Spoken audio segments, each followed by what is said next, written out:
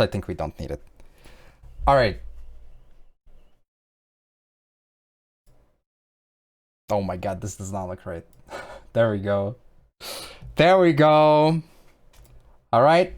Welcome to the presentation. Oh, I should have just done this, right? Oh, wait, what? Oh, shit. I mean, everything's okay, guys? You know what? It's fine.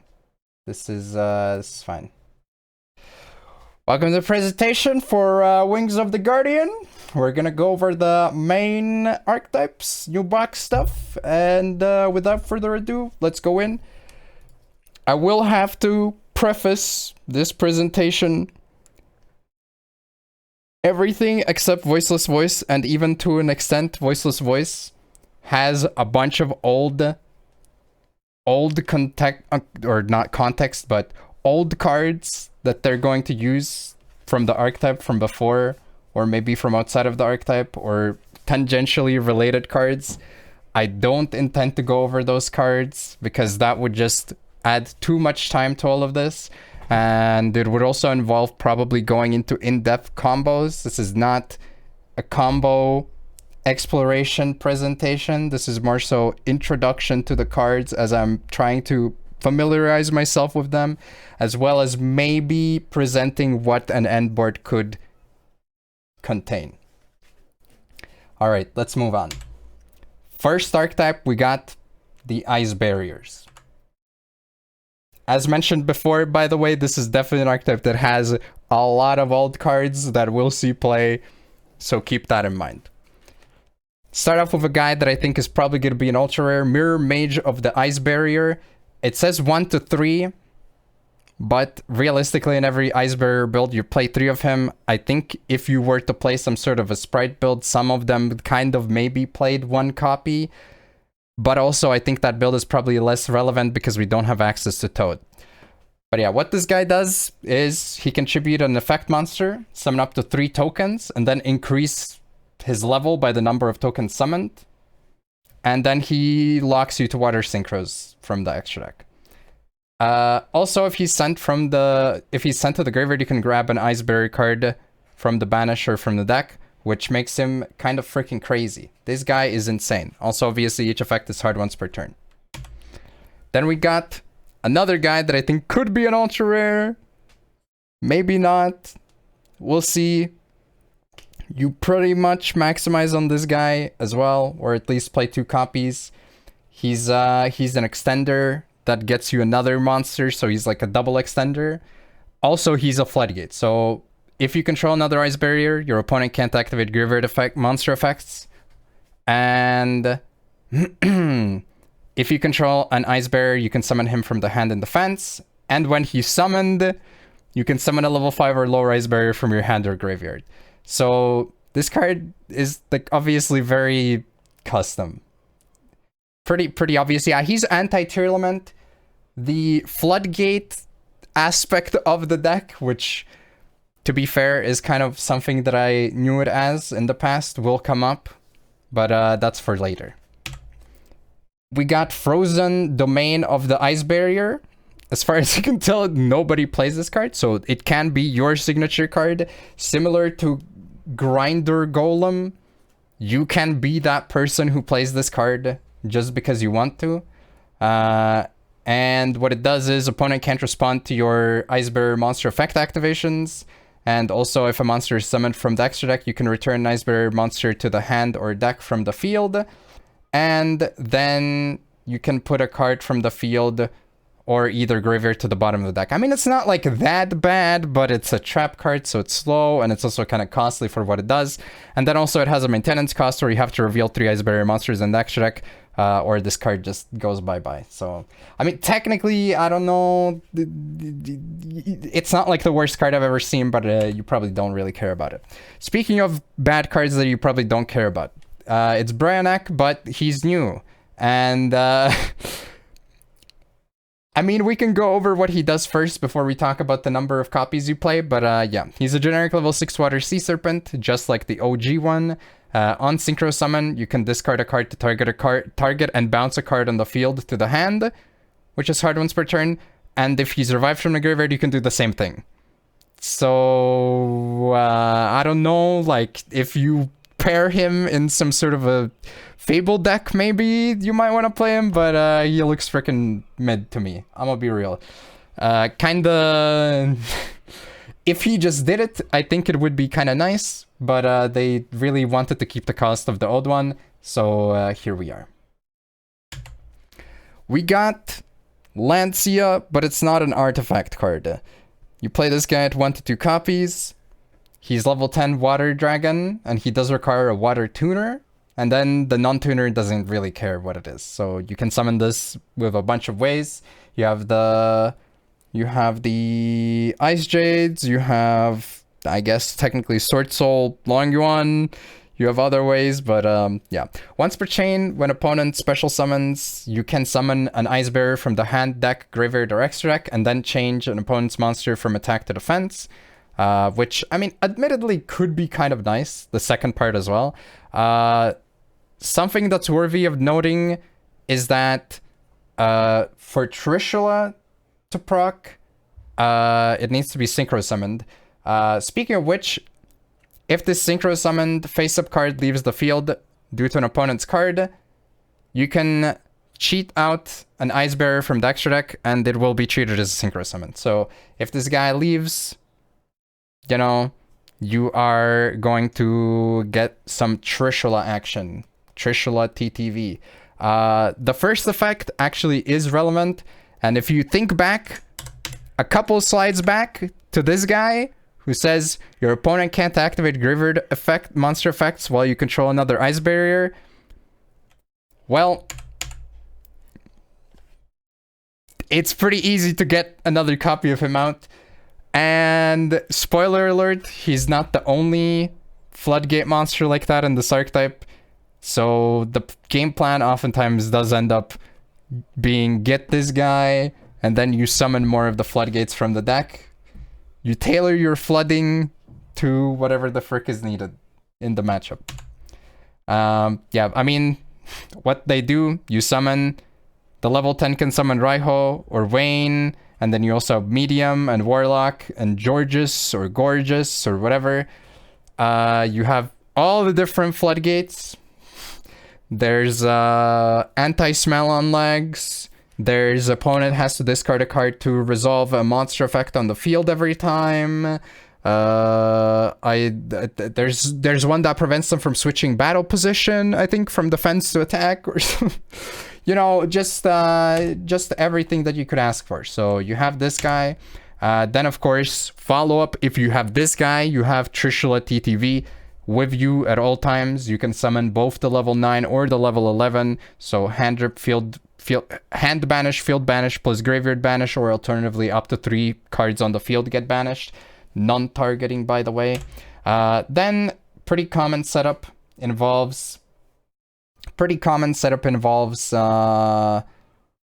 going for Ravenous Croco Dragon, which in turn allows you to draw 4 cards at the same time on turn 1, which you know, admittedly sounds kind of crazy. And he's also a pop by discarding 2 cards. So you just draw into a bunch of garbage Ice Barrier cards and then you pop. Well, it's not even that bad if you happen to draw into one of your extra flood cards, I guess, because you can just revive him with George when you summon him from the deck to floodgate your opponent's graveyard.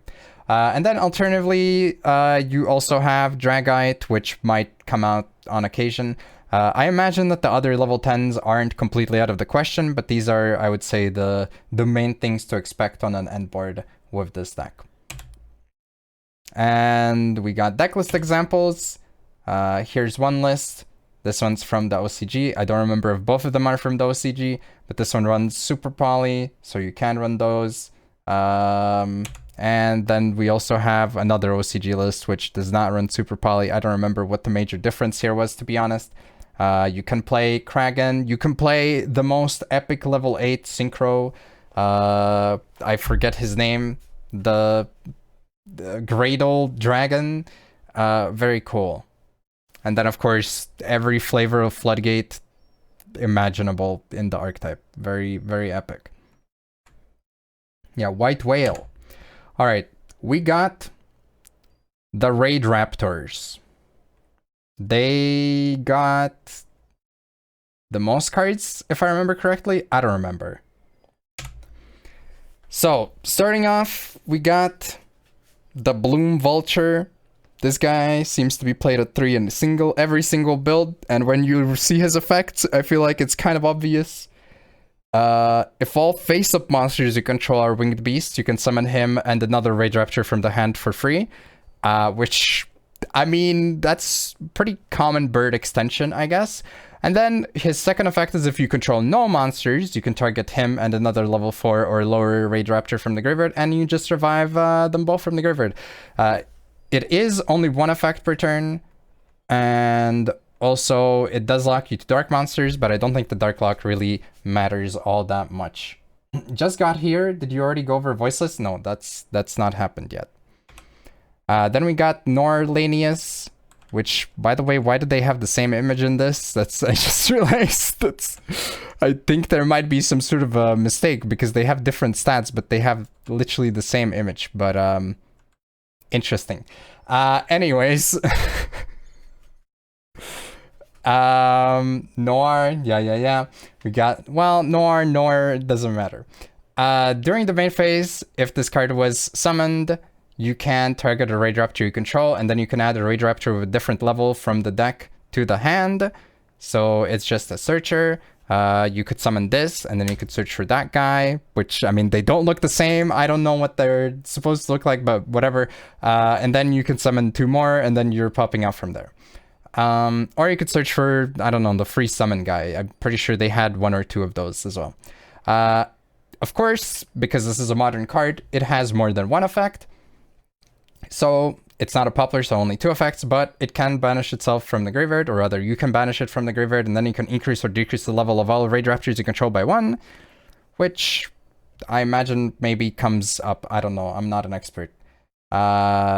Some lists, I do note that some lists did technically run under 3 of this, but it seems that you would probably want to play 3 of it. Those are probably some weird, wacky hybrid lists or something. We got the Roost. Commonly ran at 1 copy, occasionally at 2 copies. If a Raid Raptor is summoned from the extra deck to the field, you can search for a Raid Raptor spell trap from the deck and add it to the hand, except itself, of course. Classic search prevention, except if your name is Kashtira Fenrir, and then you can search yourself as well. And you can also put 3 banished and or graveyard Raid Raptors to the bottom of the deck and then draw 1 card. So just a nice recursion / resource generation card, hard once per turn on both effects here.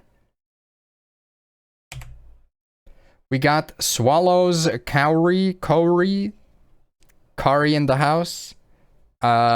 This one kinda seems to go either way. Like, you can play it or you can choose to not play it. If you're a Duel Links player, you might remember a card named the Swallow's Nest.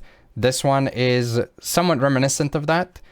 You contribute a winged beast in the hand or face up on the field, and then you can add a winged beast from the deck with the same level. It's a hard once per turn activation.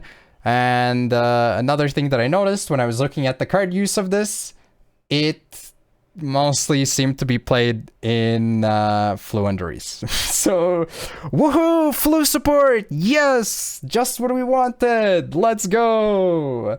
This is perfect for my Fluendaries deck. It will probably be a super. I kind of expect it to anyways. Blackwings could use it too, I suppose, yeah. Alright. We got the Rise Rank Up Magic Raid Raptors Force. You play 1 copy of it, and its effect is somewhat boring, but I mean, we might as well go over it. During the main phase or opponent's battle phase, you target 2 or more Raid Raptor Xyzes on the field and or graveyard, including a monster on the field.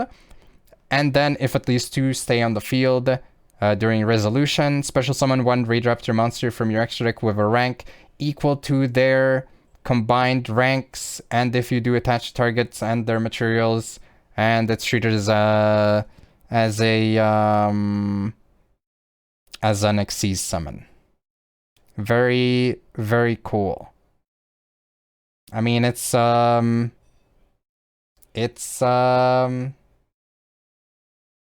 rank up magic spell.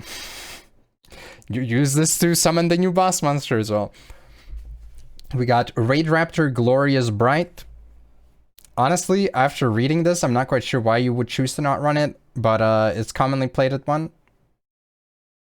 This one says if you control a Raid Raptor, you can target a face-up monster opponent controls, or if you control a Raid Raptor Xyz, you can target any face-up opponent's card, and then you negate its effects until end phase. So it's just a negate.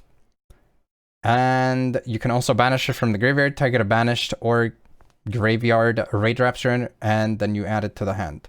And you can only use one effect per turn, but I don't think it's, it's probably fine since you most likely usually will be negating during your opponent's turn, and you don't really need stuff in your hand that badly during your opponent's turn. Moving on, we got an extra deck card, the Brave Strix. This is a evolution, I guess, of a pre-existing Strix guy. He's a rank 5, made from 2 level 5s. And as material for another card, while it's a material for another card, it will give 100 times the monster's rank as an attack boost. So if this is a material for, let's say, a rank 13 monster, then it would gain 1300 attack, making it a juicy, let's say if that monster hypothetically had 4000 attack, it would make it a juicy 5300 attack for your belt to attack into and deal 5300 attack or damage to you. This card can detach one material and set a Raid Raptor spell trap from the deck. And if it has a Winged Beast as material, you can attach one and add a rank up magic spell from your deck to your hand. You can only use one effect per turn and only once that turn. And then of course, whoa, a rank 13 with 4000 attack. I wonder if that was somehow alluded to before. It's Rising Rebellion Falcon. You play like 1 to 2 copies of this guy. He's kind of a legendary beast. 5 level 13s. He's unaffected by other cards. On summon, you can pop as many cards as your opponent controls. Then if you have 3 or more Raid Raptor Xyz monsters as materials with different names, you can burn your opponent for the combined original attack of all pop monsters. So I imagine it's not completely impossible to OTK with this on its own as well. And then it also has a once per turn detached 2 materials, target 1 Raid Raptor Xyz in the graveyard and get its effects until the end phase. So just the ability to copy some graveyard stuff effects. You can't play 2 copies of a legend? Well, try me. And what do they actually do? They go boom and they pop the board plus burn off of this guy as we just saw him. They also have the negate from the trap card. And then you go either for the pop 1 guy and the burn, because of course they burn. Or sometimes when you're not locked in, you might go through other stuff and then end on the Requiem guy who's like 3 monster negates. That's at least what seemingly happens every now and again. Alright, deck examples. We got this list that for some reason plays 1 max C, by the way. I just noticed. You definitely want to be playing 1 max C specifically. And as was mentioned before, Kali Yuga can be played, and this list does run Kali Yuga still. So, yippee. I love Kali Yuga. That was the only list that we included. And of course, the main archetype, or rather the completely new archetype for the box, Voiceless Voice. We got Lo and behold, it's the main girl for the archetype. She can be used as the entire tribute for a light warrior or dragon ritual monster. On summon, that's supposed to say on, not no summon, you can place a Voiceless Voice continuous spell trap from the deck face up in the spell trap zone. It's a hard once per turn effect, and it comes up a couple times. And also she can revive herself from the graveyard if a light warrior or dragon ritual is summoned, which, you know, that tends to happen probably during your opponent's turn. Then you can place another thing. We got Saphira remastered, and her hips don't lie. You play 3 copies of her. I'm not quite sure why I could find rush art for this one as well, but hey, I mean, we might as well, right? You can discard, and if you can discard from the hand, and then you can send 1 ritual spell from the deck to the graveyard, add 1 light warrior or dragon ritual monster from your deck or graveyard to the hand. So kind of a nice little search / setup or recycle card. Pretty cool. We like it. Play 3 copies of it. And she can also be banished from the graveyard, and then you can ritual summon a light warrior dragon from your hand by tributing from the hand or field for total or greater level. So probably you just tribute the girl, right? And both effects are hard once per turn. We got Skull Guardian. This guy is very epic. He has 20-50 attack. Commonly ran at 2. Gains his base attack if low is on the field or in the graveyard. On ritual summon, he can add a virtual world, a voiceless voice monster or ritual warrior dragon from deck to hand. And if you control low, he also is a negate hard once per turn. So when your opponent activates an effect or a card, you can just negate it and pop it. Very cool.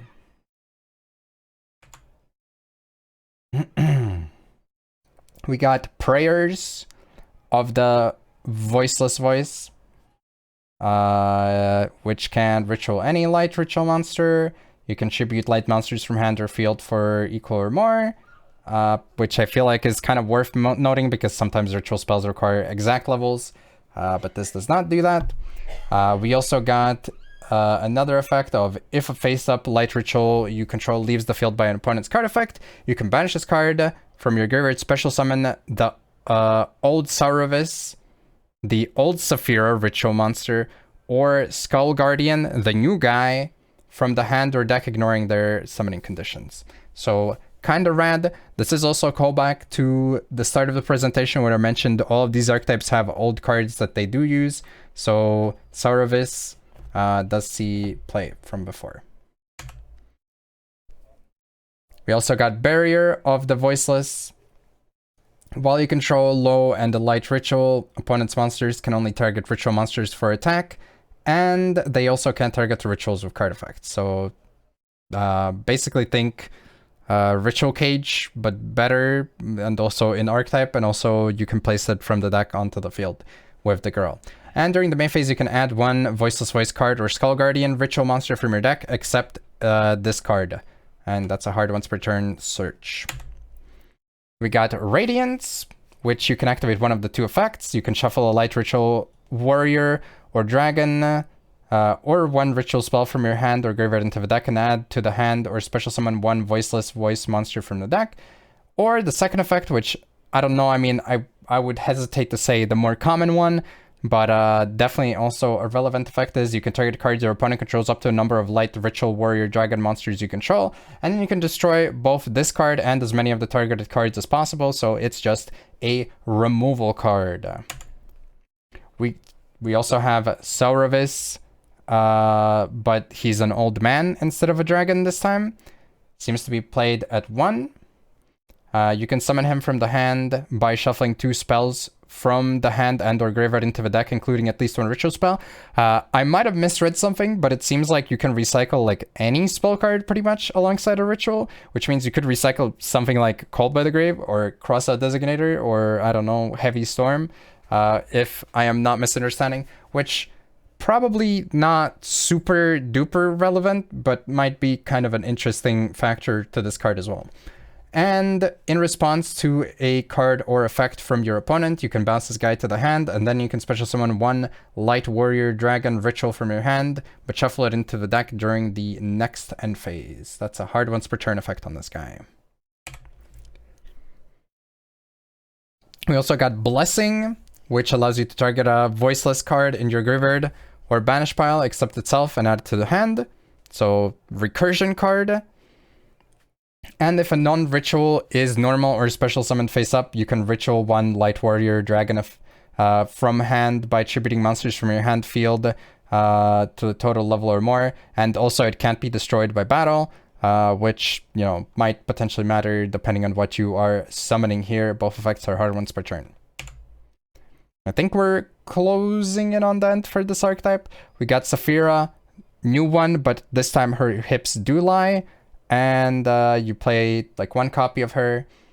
If you control low when she's ritual summoned, you can draw 2 cards and discard 1. These are all callbacks to the original Saphira for all you dual linkers out there, and I don't know if that card ever saw play anywhere else, so I'm just going to assume dual linkers. When an attack is declared involving a light ritual warrior dragon monster, you can discard 1 random card from your opponent's hand.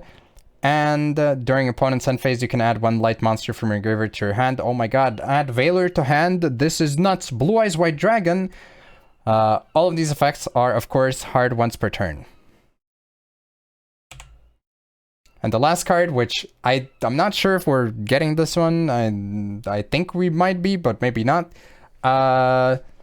If a non-ritual monster is kill, if you control it, of course, by battle or card effect, you can special summon a Skull Guardian from the hand or deck. It does seem to reference the OG Skull Guardian, not the new one, so that's kind of weird. And you can send this face-up card from the spell trap to target 1 ritual monster you control, and it gains attack equal to the combined attack of all other monsters. So basically what you could do with this card is you could make a really, really big ritual monster so that the opponents you bell can attack and kill you in 1 swing instead of multiple. Yeah, each effect is hard once per turn, can't activate more than 1 in the same chain. Yeah, this card does not seem all that good, so... So what they do, oh, there's a bit of a animation mistake here, I guess. We got the Omni Negate on the Voce Muta. Why is he... Okay, well, I didn't notice that this was a different language. So we have the Omni Negate potentially, as long as we have low on the field. There is, you know, precedent, reason to believe that you might be able to summon Sauravis twice. Or rather, you know, you can end with him and then summon him again during your opponent's turn by using his effect to bounce himself back, which is a summon negate, which means that's potentially 2 summon negates alongside Omni Negate, and you also have the ability to pop stuff with the trap card. Isn't Sauravis a hand trap? Well, that's the cool thing. He has the hand trap effect, which has nothing to do with anything else. He can just be a targeting protection card. But he also has an on-field effect that allows him to negate a summon. And it's also, you know, for like inherent summons, I believe, when your opponent would summon a monster. So you can return him back to the hand. But it's soft once per turn, which means, you know, if you set him up turn 1, alongside the Omni Negate, let's say, then you negate a summon, then they summon a card, you summon him out again with the continuous spell, and then he can negate another summon. So pretty rad. Pretty rad stuff here. Decklist examples. Here's one from very much not the OCG because they don't have any maxis in here. But I imagine you can just replace the prosps with maxis for the most part. Probably is like more or less whatever, right? And here is another option that also does not run maxi, but it does illustrate that this deck sometimes gets paired up with Branded Fusion, which allows you to set up graveyard stuff, etc. Potentially increase power ceiling. Something worth keeping in mind that is a common hybrid, though we have less Branded Fusion, so I don't know the relevance in this one. And we got one with Max C, which, I mean, to be honest, when you look at this, is, like, looks very similar to the first one, except it has Max C. It is what it is.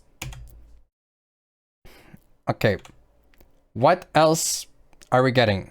We're getting some other crap. We, of course, know that there is the Hedgehog which, I mean, could be some sort of a starter for rank 3s or lower, maybe, I don't know. But you do have to run, you know, vanillas in the deck, etc.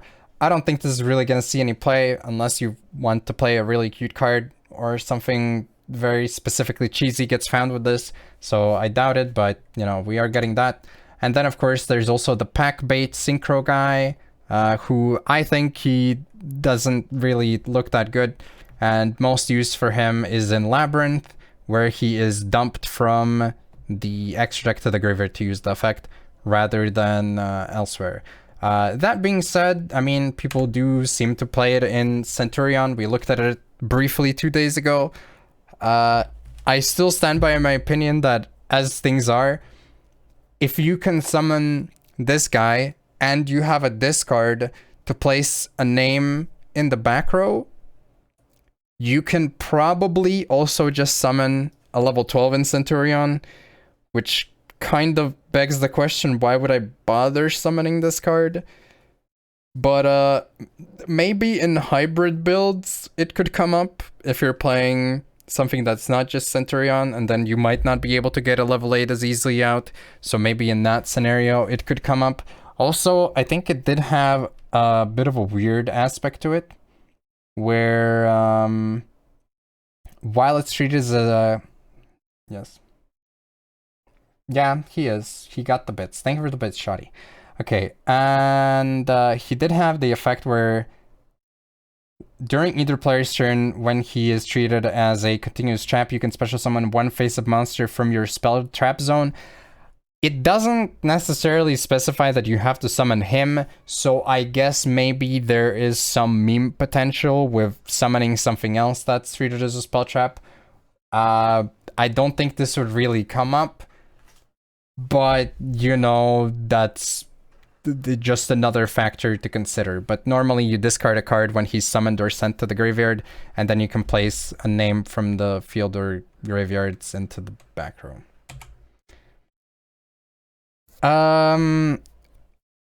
This is not guaranteed, but I feel like there's a pretty good likelihood that we are getting these cards. So there's Goaty and there's other fish. For Goaty, they get a better setup, which allows them to go for a... I don't know why it says 2 card banish. It should be 1 card banish and then 2 board banishes on turn 1 as a potential setup. And they also get an extenders, and both of the cards are ran at once, so even if they happen to be yours, like either of them, it shouldn't be too expensive for any Goaty heads. And alongside this, there's a bunch of like white aura and general fish stuff, which seems to make, you know, just a bunch of water synchros like Chungus Dragite, other waters like Quarian Gendrex, I don't know, Trishula maybe, but they're not like always permanently locked, so they can technically summon Barone as well.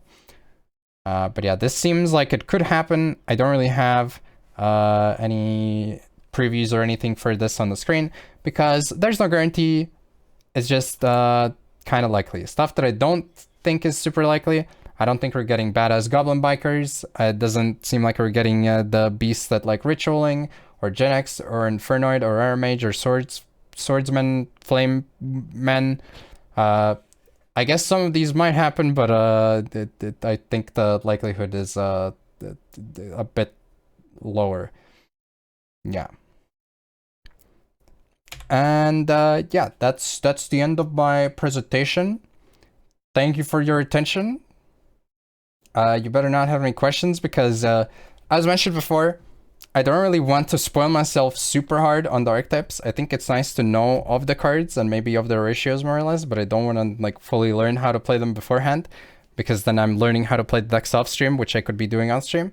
Yeah. And if anyone wants a link to the background art, I'll post it in the chat after the presentation. Will this be on the final? Yeah, it will be on the final. Yeah. Wait, why is the timer... Oh, because I switched. I was like, what the heck? well, we can go back to fishing.